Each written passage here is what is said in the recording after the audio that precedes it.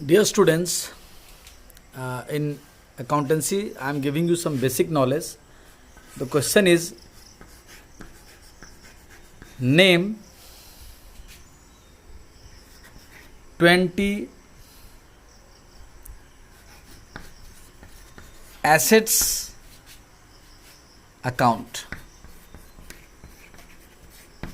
या मीन्स आपके बिजनेस में या आप जो अकाउंटेंसी सीख रहे हो तो एसेट से रिलेटेड 20 अकाउंट, बहुत सारे अकाउंट्स होते हैं बट कम से कम एटलीस्ट 20 अकाउंट के बारे में समझना कि वो 20 एटलीस्ट 20 अकाउंट्स क्या क्या हैं और उनके बारे में थोड़ा बहुत जानना। चलिए समझते हैं आंसर। तो सबसे पहले आपको समझा दूँ कि एसेट्स क्या होता है। एसेट्स मीन्स पोजेशन, आपका अपना जो पोजेज है, भले वो आपने कर्जा लेके खरीदा हो, जैसे आपने अपनी बिल्डिंग कर्जा लेके खरीदते हैं, उसी तरह से बिजनेस में भी machinery, building, furniture, computer etcetera सब होते हैं, वो सारे के सारे कैश होते हैं, स्टॉक होते हैं, ये सब एसेट्स है क्योंकि वो बिजनेस का होता है। बिजनेस उसको बार बार यूज़ करके अपने बिजनेस को आगे बढ़ाता है। तो एसेट्स मीन्स पोजीशन। तो एसेट्स से रिलेटेड बहुत सारे अकाउंट होते हैं, उस अकाउंट्स का नाम हम लोग यहाँ एक एक करके देखते हैं। Let us see the different types of assets account we generally face while maintaining books of account when we begin as a newcomer students or in any syllabus wherever you have something basic to learn about accountancy.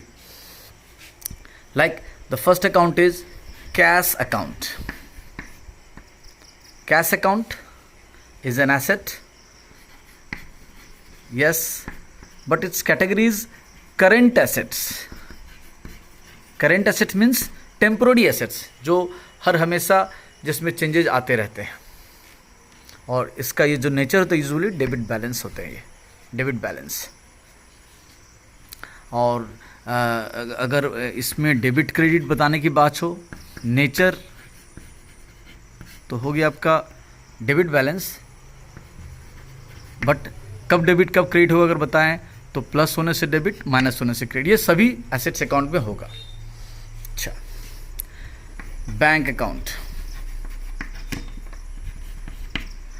ये भी asset है, ये हम जानते हैं, but ये भी current asset है। सेम डेबिट बैलेंस, ये सब सेम हो रहा है कि यूजुअली बैंक अकाउंट का भी डेबिट बैलेंस होगा और बढ़ने से डेबिट, घटने से क्रेडिट होंगे। तो एक बता दिया आपको। दूसरा, तीसरा स्टॉक। स्टॉक को इन्वेंट्री भी कहते हैं, इन्वेंट्री अकाउंट,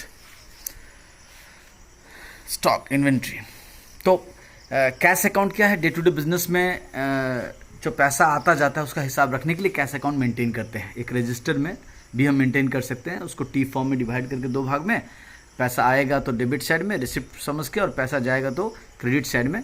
फिजिकल कैश आना जाना को कैश अकाउंट में मेंटेन करते हैं। उसी तरह से आपका हर बिजनेस का कोई ना कोई बैंक अकाउंट होता है, SBI bank account, UBI bank account, Punjab national bank account, ICICI bank account, HDFC bank account, जिस किसी बैंक में अकाउंट हो, बैंक अकाउंट में रुपया आता जाता है तो उसका हिसाब किताब बैंक अकाउंट के नाम से मेंटेन करते हैं। साथ में यहाँ सिंपली बैंक लिखा है, लेकिन आप अगर आपका बैंक ऑफ इंडिया में है तो bank of India account, account number 1 और अकाउंट नंबर 2 ही सेम बैंक में है तो उस हिसाब से कैटेगरी कर देते हैं। स्टॉक अकाउंट, ये क्या होता है, इन्वेंट्री। स्टॉक एक्चुअली में आपके बिजनेस में जब आप बिजनेस करते रहते हो तो ईयर एंडिंग जब आता है, ऐसे तो डेली स्टॉक होते हैं, गोडाउन में जो बचा हुआ रह गया, शाम को दुकान बंद होते समय स्टॉक कहते हैं, उसको इन्वेंट्री कहते हैं at a point of time. But usually जब ईयर एंड होता है, एक ईयर से दूसरी ईयर में ट्रांसफ़र होता है, तो स्टॉक या इन्वेंट्री अकाउंट स्पेशल नीड होता है वैल्यूएशन करने का। तो स्टॉक दो हो सकते हैं, ओपनिंग स्टॉक, क्लोजिंग स्टॉक। ये भी एसेट है और ये भी करंट एसेट है, और सेम सब कुछ, ये भी डेबिट बैलेंस है और बढ़ने से डेबिट, घटने से क्रेडिट, इसमें कोई डिफरेंट अप्रोच नहीं है। Fourth,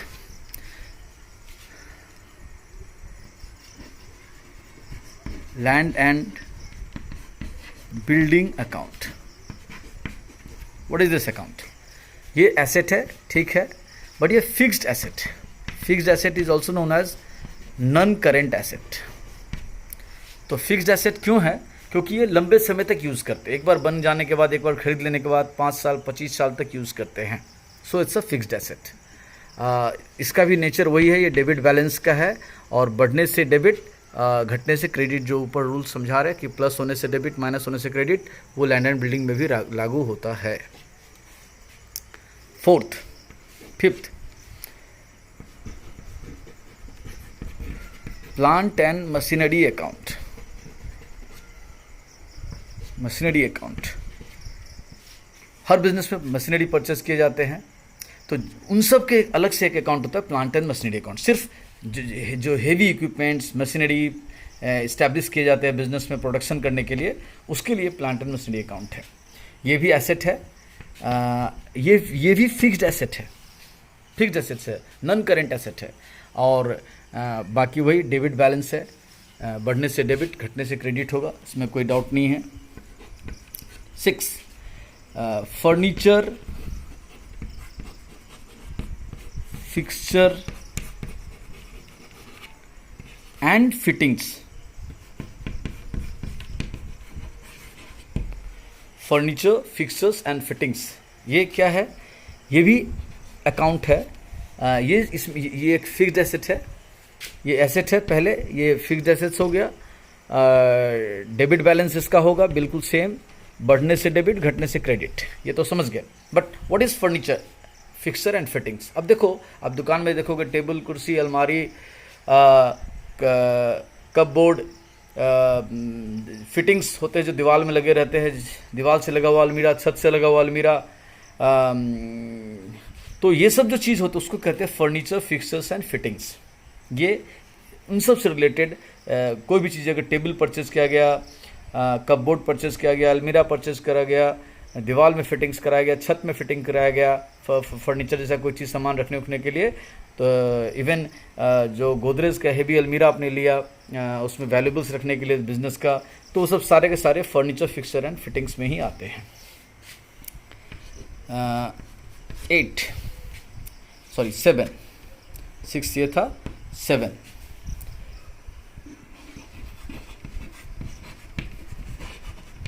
copyright account. What is copyright? अब देखो, इतने सारा अभी तक सिनेमा बना हुआ, मूवी बना हुआ है, गाना बना हुआ है, तो वो सब गाना, मूवी बार बार उसका कैसेट, डीवीडी बन के बिक रहा है। तो ये जो कैसेट, सीडी, डीवीडी बन के बार बार बिक रहा है, कैसे बिक रहा है? उसको कॉपी करने के लिए गवर्नमेंट से एक राइट अचीव करना पड़ता है, साल भर के लिए, 2 साल के लिए, 5 साल के लिए। उसके लिए गवर्नमेंट को 5 लाख, जो भी एक हो, 5 लाख से 5 करोड़ या 500 करोड़ तक देना पड़ सकता है। तो वो आप गवर्नमेंट को पे करके 4, 5, 10 साल के लिए जो कॉपीराइट अचीव करते हैं, वो आपका एक एसेट बन जाता है कि 5 साल से 10 साल तक आप इसको, उस कॉपीराइट को यूज़ करते हैं। तो ये एक इंटेंजिबल फिक्स्ड एसेट्स है।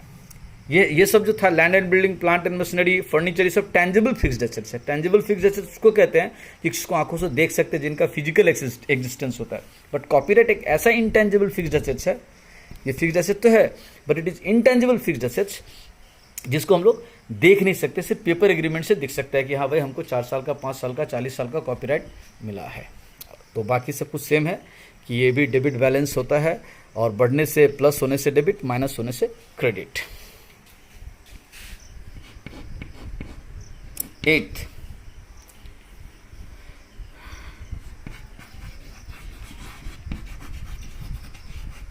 Trademark account. What is trademark? Trademark, अब बिजनेस, आप अगर बिजनेस कर रहे हो तो आप देखोगे हर एक बिजनेस, जैसे टाटा अपना एक ट्रेडमार्क है। किसी कॉपी पे आप देखोगे, जिस कॉपी को पढ़ते हो पीछे तरफ देखोगे वो बड़ा सा सिंबल जैसा होगा, क्लास मार्क या ऐसा कुछ होगा। तो हर एक बिजनेस का एक पहचान चिन्ह होता है, जो जिसको लोगो भी कहते हैं। उसके ऊपर में महिंद्रा का एक अलग लोगो साइन है, रिलायंस का एक अलग लोगो साइन है। तो ये वो जो उसका पहचान चिन्ह है, जिससे पता चलता है कि ये कंपनी, ये फलाने कंपनी का प्रोडक्ट है, उसको ट्रेडमार्क कहते हैं। इसके लिए भी गवर्नमेंट को पे करना पड़ता है कि हाँ ये फलाना मेरा ट्रेडमार्क है, इसका लाइसेंस मेरे पास है, कोई भी इस नाम से प्रोडक्ट दूसरा बना के बेच नहीं सकता है विदाउट माई अप्रूवल। तो वो जो ट्रेडमार्क के लिए आपने गवर्नमेंट को पे किया, लाइक कॉपीराइट, वो आपका एसेट है। कैसा एसेट है? Intangible fixed asset, like copyright. तो ये जो ट्रेडमार्क आपका इंटेंजिबल फिक्स्ड एसेट्स है, ये क्या कहते हैं उसको, इंटेंजिबल फिक्स्ड एसेट्स है। और बाकी सब कुछ सेम, डेबिट बैलेंस इसका भी होता है, प्लस होने से डेबिट, माइनस होने से क्रेडिट। 9th है हमारा पैटेंट राइट या पैटर्न एंड पैटेंट भी इसको कई जगह लिखा रहता है। What is this? Patent right. कोई भी चीज़ आपने दुनिया में इन्वेंट करके लाया, वो टेक्नोलॉजी आपने दुनिया को दिया, वो मशीन आपका बनाया हुआ है, कोई दूसरा उसको नहीं बना सकता है बिना आपसे लाइसेंस लिए हुए। जैसे कि मैकडोनल्ड है, सपोज करो। अब मैकडोनल्ड कंपनी का एक अपना ब्रांड है, पैटेंट राइट है, जो कोई दूसरा अगर उस मैकडोनल्ड के नाम से शोरूम स्टार्ट करना चाहता है तो उसके लिए उसको एक गुडविल, एक रॉयल्टी पे करना पड़ेगा। वो चीज़ दूसरा कोई नहीं प्रोडक्शन कर सकता है, वो वही कर सकता है, तो उसको कहते हैं पैटेंट राइट। तो इसके लिए भी गवर्नमेंट को जब आप पहली बार अप्लाई करते हो कि ये टेक्नोलॉजी या ये चीज़ आपके द्वारा इन्वेंट किया गया है, दूसरा कोई इसके ऊपर क्लेम नहीं कर सकता है, उसके लिए गवर्नमेंट को आप प्रूफ के साथ, सर्टिफिकेट के साथ, सारे एविडेंसेस के साथ जब दिखला देते हैं तो आपको एक राइट देती है government, that is called patent right. वो आपका होता है, दूसरा कोई अगर उसको यूज़ करेगा तो उसके लिए आपको पे करना पड़ेगा। तो ये जो गवर्नमेंट को पे करके आपने पेटेंट राइट अचीव किया, ये आपका एसेट है। लेकिन कैसा एसेट है? Intangible fixed asset. Intangible fixed assets, ये भी डेबिट बैलेंस नेचर का होगा, और बढ़ने से डेबिट, घटने से क्रेडिट, इसमें कोई डाउट नहीं। Increases debit, decreases credit. 10 goodwill.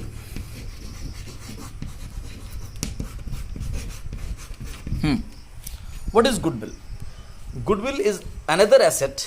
अब देखिए, मान लीजिए आप कहीं मधुबनी में, पटना में, दिल्ली में, बेंगलोर में, wherever you are in a business for last 5 years और 10 years और 20 years। तो 5, 10, 25, 50 साल से अगर आप एक ही बिजनेस में रहते हो, जैसे टाटा का हम एग्जांपल देते हैं। अब टाटा करीब 1907 का बिजनेस है। अब टाटा के फैमिली में सपोज कीजिए कोई नहीं है, लास्ट जो उसका सर्वाइवर, वो चाहता है कि उस बिज़नेस को किसी को बेच करके चला जाए, पूरा बिज़नेस को।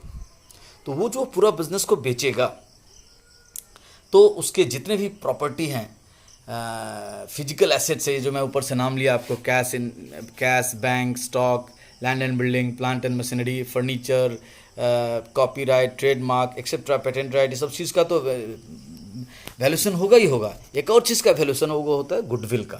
बोलोगे क्यों? गुडविल का क्या होगा? टाटा बोलेगा कि देखिए, ये 1907 में हम लोगों ने बिज़नेस स्टार्ट किया था। जब हम लोग बिज़नेस शुरू स्टार्ट किए थे तो बहुत स्ट्रगल किए थे, और हमारा प्रोडक्ट को मार्केट नहीं मिल रहा था।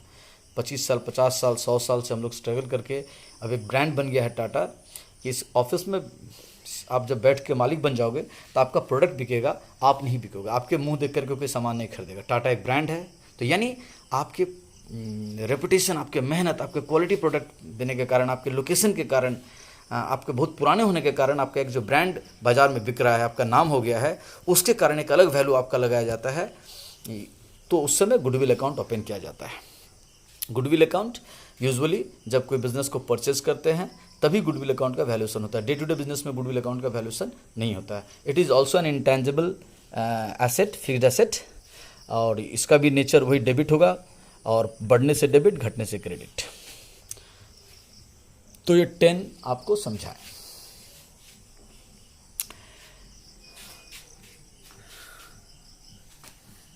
Eleventh,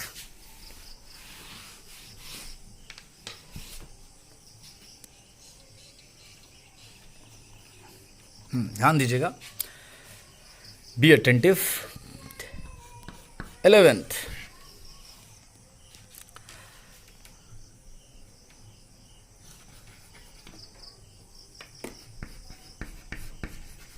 computer and accessories account. Computer and accessories, अब देखिए, आप कोई भी बिजनेस चला रहे हो तो आपको तरह तरह के कंप्यूटर, लैपटॉप, और उससे एक्सेसरीज़ का मतलब होता है कि CPU, अनइंटरप्टेड पावर सप्लाई, इसके अलावा प्रिंटर एक्सेट्रा, सब चीज़ का रिक्वायरमेंट होता है, स्कैनर का रिक्वायरमेंट होता है। तो कंप्यूटर के साथ जो भी चीज़ और लॉजिस्टिक्स आपको चाहिए एक सिस्टम को काम करने के लिए, वो सब इसके अंदर रखा जाता है। ये फिक्स्ड एसेट, ये क्या है? फिक्स्ड एसेट्स है, टेंजिबल फिक्स्ड एसेट्स है। और एसेट्स है तो डेबिट नेचर का होगा, ये तो श्योर है। प्लस होने से डेबिट और माइनस होने से credit. 12, office equipment account. Office equipment account क्या है? अब बिजनेस में आप typewriter, printer, fax machine, punching machine, ये सब चीज़ का रिक्वायरमेंट होता रहता है। तो ये सब जो छोटे छोटे और इंस्ट्रूमेंट्स, इक्विपमेंट्स ऑफिस में मेंटेन किए जाते हैं, उन सबको अलग से ऑफिस इक्विपमेंट अकाउंट में दिखलाते हैं। ये भी फिक्स्ड एसेट्स है, टेंजिबल फिक्स्ड एसेट्स है। और सेम, बढ़ने से डेबिट, घटने से क्रेडिट, और नेचर डेबिट बैलेंस होगा। 13, इन्वेस्टमेंट अकाउंट। इन्वेस्टमेंट अकाउंट क्या होता है? अब देखो, आपका अपना बिजनेस तो चल रहा है, बट आप अपने बिजनेस में बहुत सारा आपका पैसा ऐसा पड़ा हुआ है जो अपने बिजनेस में भी यूज नहीं कर सकते हैं। You have enough cash balance, that cash and bank balance that cannot be used in your own business. So what you do, you invest that cash and bank in for long term purpose in some other company's share, debentures, और you do fixed deposit. तो इस तरह से जब अपना business का cash और bank balance का पैसा में से कुछ पैसा दूसरे किसी कंपनी के शेयर, डिबेंचर्स, बॉन्ड्स, सिक्योरिटीज़ या इवन फिक्स डिपॉजिट कर देते हैं लंबे पर्पस के लिए, तो उसको इन्वेस्टमेंट कहते हैं। ये भी फिक्स्ड एसेट्स है, और ये नॉन ट्रेडिंग फिक्स्ड एसेट्स है। आप बोलोगे ये नॉन ट्रेडिंग क्या होता है? अपने ही बिजनेस में जो एसेट को यूज़ करते हैं वो ट्रेडिंग फिक्स्ड एसेट्स हो गया। जैसे अभी तक मैंने जितना आपको बताया, cash, bank, stock, land and building, plant and machinery, furniture, copyright, ये सब सारे आपका अपने बिजनेस में यूज़ हो रहा, अपने बिजनेस में यूज़ करके उससे पैसा कमा रहे हैं आप। बट इन्वेस्टमेंट एक ऐसा फिक्स्ड एसेट है जो आप अपने बिजनेस से बाहर दूसरे के बिजनेस में इन्वेस्ट कर रहे हो। यानी आपका एसेट तो है, but you are not using that money in your own business, but अपने बिजनेस से कमाया हुआ पैसा है, सरप्लस कैश को दूसरी जगह इन्वेस्ट किया है। तो ये भी नॉन ट्रेडिंग फिक्स्ड एसेट्स है। सेम ये एसेट्स है, प्लस होने से डेबिट और माइनस होने से क्रेडिट होगा। 14,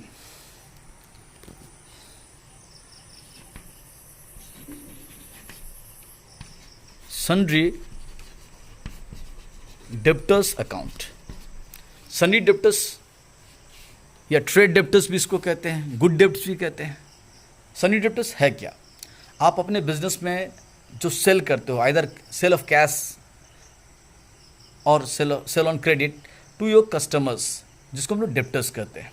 जैसे अगर आपका ग्रॉसरी का बिजनेस है और आप अलग अलग एरिया के ग्रॉसरीज सप्लाई करते हैं रिटेल दुकान वालों को, तो जितने रिटेल दुकान वालों को आप उधार में या कैश में गुड्स सोल्ड करते हो या आपसे ले जाते हो, वो आपके डेप्टर्स हो गए।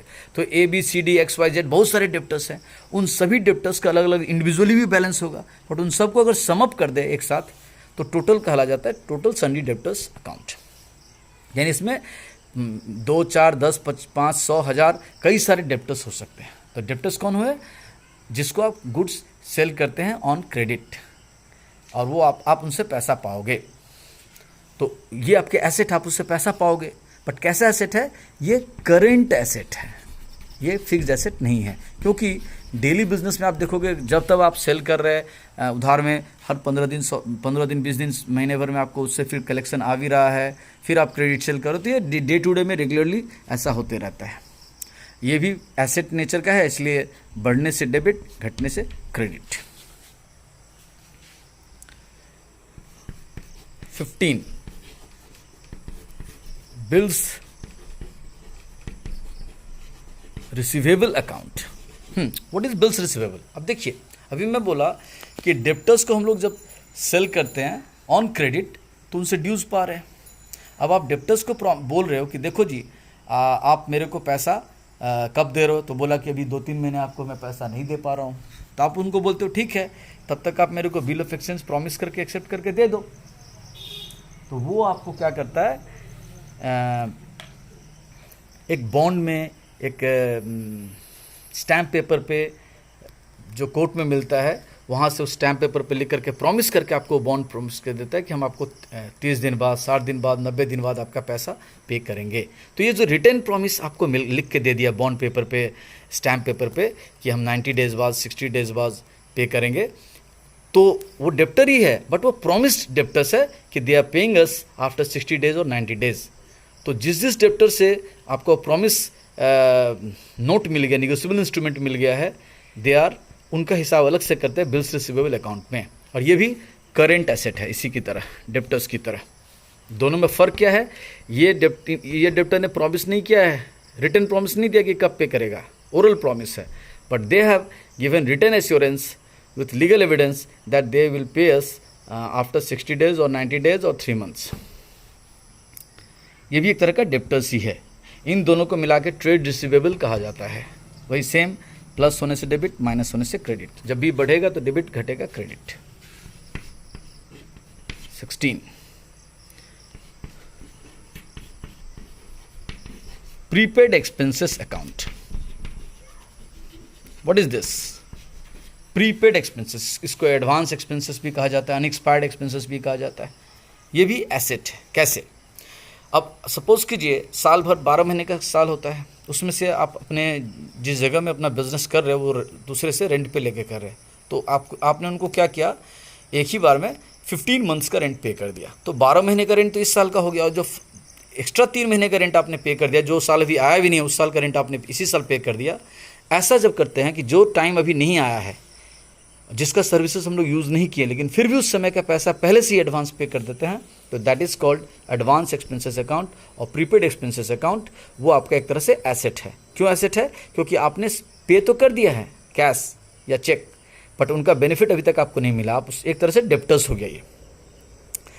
तो ये भी करंट एसेट कैटेगरी में आता है, और प्लस होने से डेबिट, माइनस होने से क्रेडिट।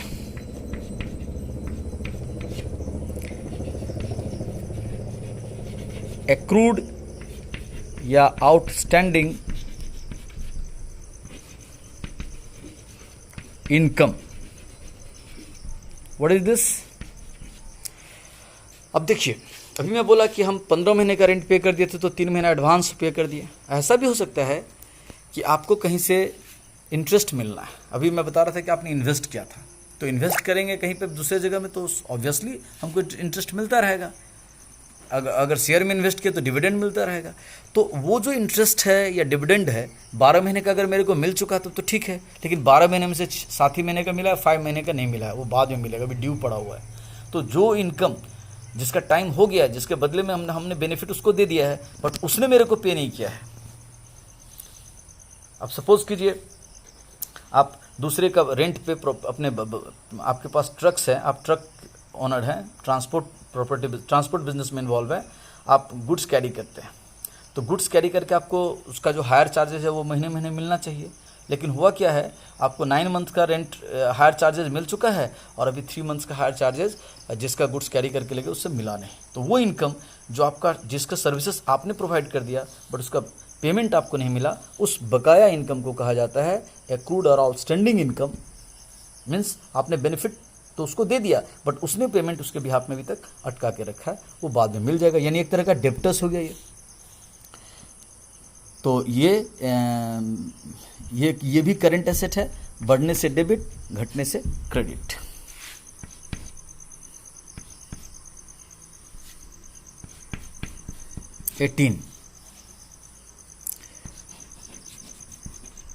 लोन गिवन अकाउंट, इसको लेंट लिखा रहता है, lent to others. Loan LOAN, sorry, loan given account. अच्छा, लोन हम दूसरे से ले भी सकते हैं, लोन दे भी सकते हैं। अगर हमने दूसरे को लोन दिया हुआ है तो दैट इज एन एसेट, हमने दूसरे को लोन दिया तो ये एसेट है। अब देखिए, अगर लोन टेम्पोररी दिए हैं तो वो फिर करेंट एसेट हो जाएगा, और अगर लोन लॉन्ग टर्म के लिए दिए हैं, 3 साल, 5 साल, 10 साल के लिए दिए हैं, तो फिर वो लॉन्ग टर्म नेचर का हो जाएगा। बट लोन गिवन आपका एसेट है, ये बात श्योर है। यूजुअली अगर 1 साल से कम समय के लिए या 3 साल से कम समय के लिए देते तो उसको शॉर्ट टर्म कहा जाता है, तो करेंट एसेट में आ जाता है। और अगर 3 साल से 1 साल से ज़्यादा समय के लिए लोन पे करते हैं तो लॉन्ग टर्म और वो फिक्स्ड एसेट के कैटेगरी में आ जाता है।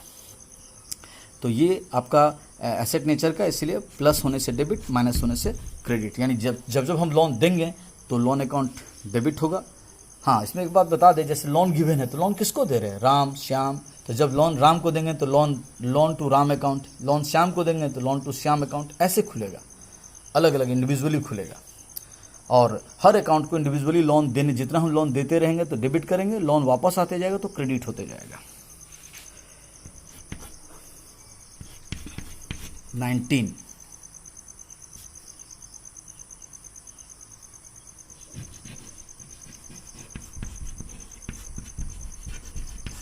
मार्केटेबल सिक्योरिटीज, ये क्या होता है? देखिए, ये भी एक तरह का इन्वेस्टमेंट ही है। इसको ट्रेडिंग इन्वेस्टमेंट या शॉर्ट टर्म इन्वेस्टमेंट भी कहते हैं। जैसे यहाँ हम लोग इन्वेस्टमेंट में पढ़े थे कि हम लोग लॉन्ग टर्म के लिए पैसा को इन्वेस्ट कर दे रहे हैं, 5 साल 15 साल, और बीच में वहाँ से इंटरेस्ट या डिविडेंड आ रहा है। लेकिन कुछ लोग ऐसा करते हैं कि मार्केट में शेयर में, डिवेंचर में इन्वेस्ट करते रहते हैं, और हर 2-3-4 महीने पर मान लीजिए कोई शेयर मार्केट में आप लगाए हो या म्यूचुअल फंड में, जिसका आपने जब इन्वेस्ट किया था तो 100 रुपया दाम था, और 3 महीने बाद उसका वैल्यू 140 हो गया। तो आप सोचे चलो भाई पर यूनिट मैंने जब इन्वेस्ट किया था तो 100 था और अभी 140 हो गया, तो चलो बेच देते हैं। तो ये जब जल्दी जल्दी खरीद बिक्री करते रहते हैं, तो उस इन्वेस्टमेंट को मार्केटेबल सिक्योरिटीज या शॉर्ट टर्म इन्वेस्टमेंट या करंट इन्वेस्टमेंट भी कहते हैं। तो ये भी है तो एसेट ही, लेकिन ये करंट एसेट्स के कैटेगरी में आता है। CA, शॉर्टकट में करंट एसेट्स को CA कहते हैं। और बढ़ने से डेबिट, घटने से क्रेडिट होता है। 20 बहुत सारे एसेट हैं, बट मैंने 20 बोला था आपको समझाएंगे, तो 20 समझा रहा हूं। अब देखिए, व्हीकल्स अकाउंट। कोई बिजनेस है बिना व्हीकल्स का चलेगा नहीं। उसको car, bike, trucks, 4 wheelers, 6 wheelers, ये सब जरूरत पड़ता है बिजनेस में। तो जो भी व्हीकल्स उसके पास है, वो ऑफिसर्स के आने जाने के लिए है, स्टाफ को घर से ऑफिस से घर छोड़ने के लिए है, या गुड्स कैरी करने के लिए, for whatever reason, if you have vehicles in your business, वो सारे व्हीकल्स का अकाउंट मेंटेन करना जरूरी है। ट्रक है, लोरी है, बसेस हैं, कार्स हैं, स्कूटीज़ हैं, बाइक हैं, ये सब सारे हो गए व्हीकल्स के कैटेगरी में आ गए। तो ये नॉन करेंट फिक्स्ड एसेट हो गया। फिक्स्ड एसेट है, नॉन करेंट फिक्स्ड एसेट, और टेंजिबल फिक्स्ड एसेट है, क्योंकि इसको आंखों से देख सकते हैं, दे हैव फिजिकल एग्जिस्टेंस। तो ये फिक्स्ड एसेट्स है। कैसा fixed assets? Tangible fixed assets. और फिक्स्ड एसेट्स है, इसलिए बढ़ने पे डेबिट, घटने पे क्रेडिट। तो ये हम लोग आज समझे। क्वेश्चन हमारा था कि नेम 20 एसेट्स। इसको मैंने आपको डिटेल में हर एक चीज़ को समझाते गया, जिससे कि आपका कॉन्सेप्ट भी क्लियर होता चले। Thank you. If you have any queries, call me 9333 124957। Thank you.